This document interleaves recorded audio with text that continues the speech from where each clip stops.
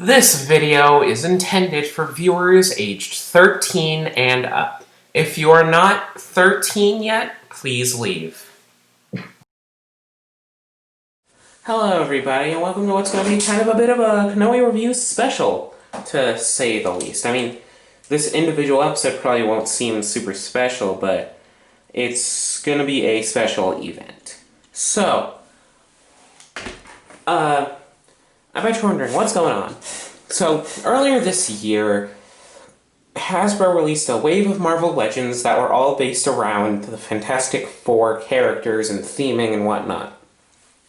And since I wanted the Fantastic Four in my collection, I bought all of them. That was the first time that I had ever bought a full wave of Marvel Legends. And as such, I wanted to review them. However, I didn't want to spend 7 weeks reviewing them. So, this week we're going to spend all 7 days of the week reviewing each individual figure, culminating in what I think the entire wave as a whole. So yeah, today we are starting with the leader of the Fantastic Four. I'm pretty sure he's the leader. The father of the family, I guess.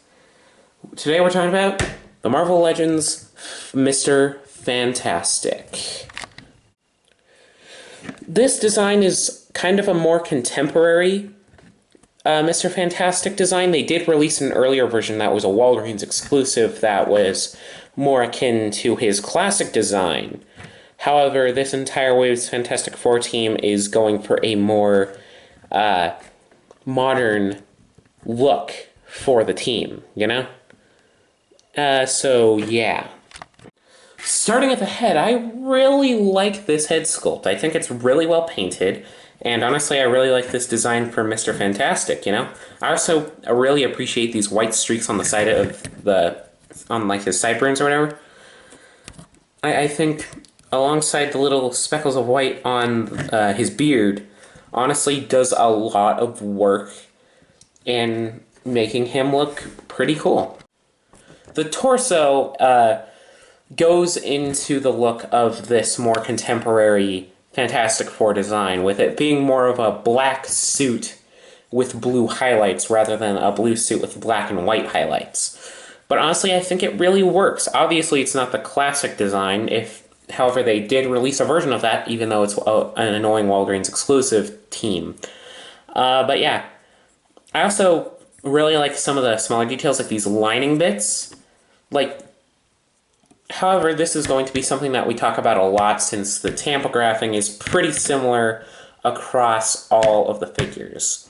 However, I really like how he's kind of a thinner dude. He's not like a super buff guy, and that kind of goes into the more lanky proportions of the idea of Mr. Fantastic, the way he's able to stretch himself out. And it honestly works pretty well. That is definitely helped by the arms being pretty thin, in all honesty. Because, hey, he's a pretty thin dude. And a lot of the same printing chops are the same here, you know? Being mostly black, but with blue printing. And I think the blue turned out pretty nicely, in all honesty, on all the limbs, to be honest. Moving on to the legs, a lot of the same story here. It's kind of your typical Marvel Legends leg. However, when you get to the feet, this is where things get a bit more interesting, as they seem to be more of kind of like a shoe or a boot design with these spikes here at the bottom. And I found that for some of the figures, it kind of makes them hard to stand in dynamic poses. Like, normal poses are fine, but since the bumps give him kind of a uneven footing, it proves to be an issue sometimes if you're trying to go for dynamic poses. I haven't seen too many issues with it, but you've got to be careful with the foot bumps. I do like how they look. I just feel like it would be better for posing the legs if they were not there.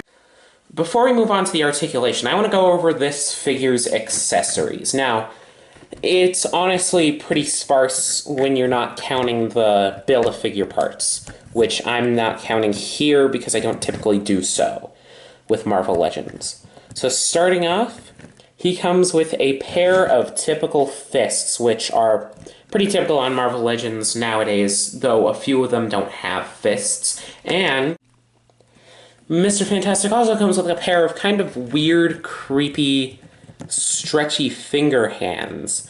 And I mean, it makes sense. His power set is that he stretches, you know? That's how he works.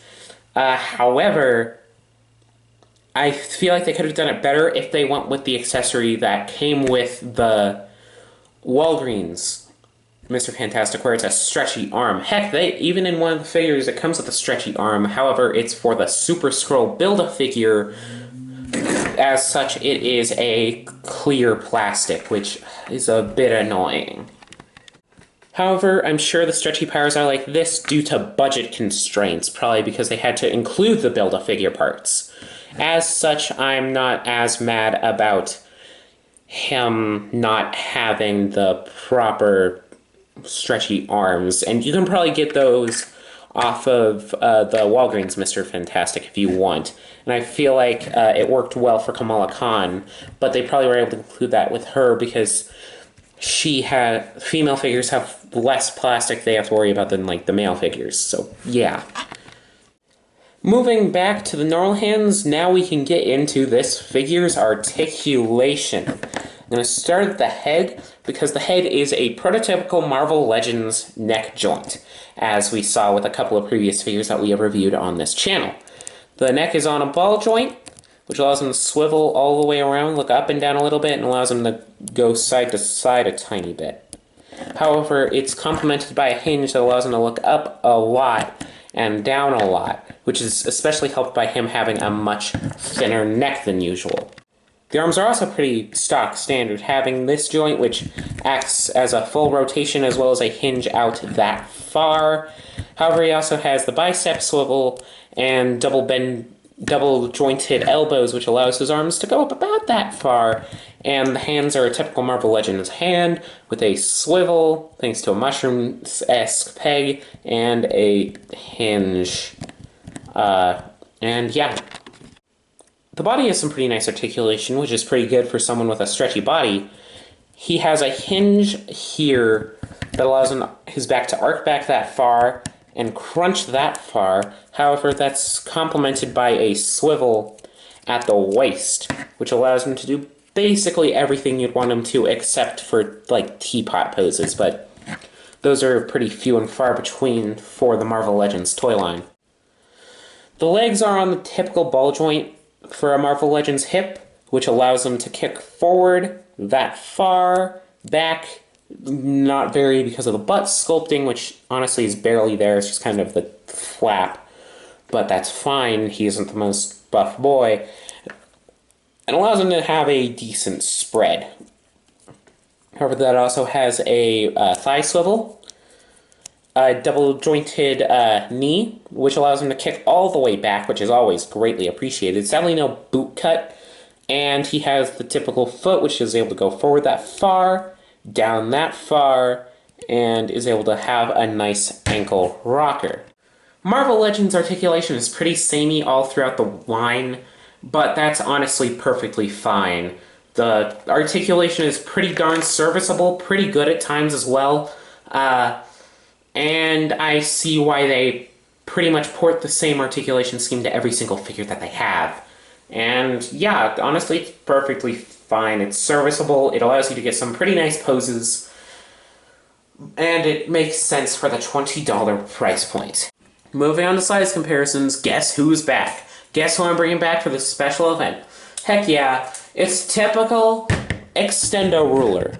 And his height comes in at about 6.5 inches, I would say, to the top of his head, of course, but I don't see honestly, that's his tallest point on his head.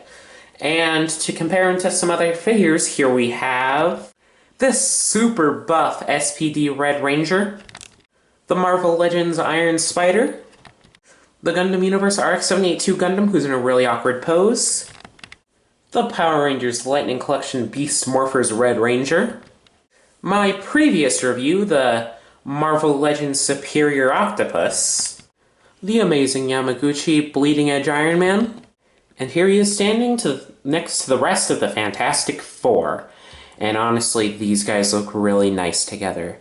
I'm really happy that I have all 4 of them.